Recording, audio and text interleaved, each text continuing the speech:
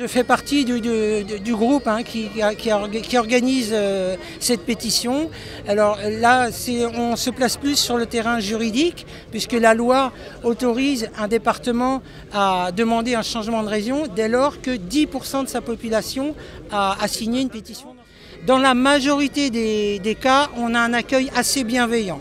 On doit avoir 8 personnes sur 10 à qui on demande qui signent. Après, il existe des oppositions assez fortes, donc on discute. L'objectif, c'est de toujours rester dans le dialogue et l'échange d'arguments.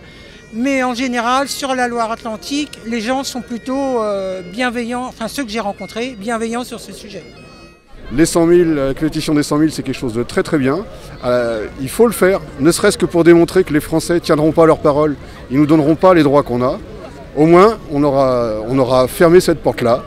On aura montré que la France n'est pas démocratique et il ne nous restera plus qu'à faire la démocratie nous-mêmes, la démocratie bretonne.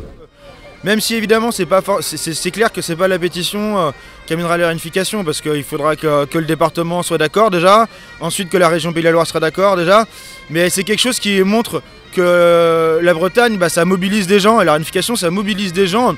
Et justement, si malgré le fait de réunir 10% du corps électoral d'un département pour organiser une consultation, le département ou la région Pays de la Loire font toujours la sourde oreille, ça montrera la justesse d'organiser nous-mêmes notre autodétermination en fin de compte.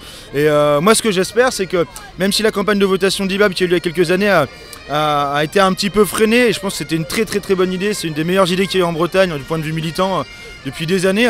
Et moi je pense que si on arrive à l'objectif des 100 000, on aura mobilisé des gens, et on aura peut-être mobilisé de manière plus large autour de nous sur le fait qu'on doit organiser nous-mêmes notre destin politique, nous-mêmes une consultation partout en Bretagne, sur notre autonomie et sur l'unité territoriale.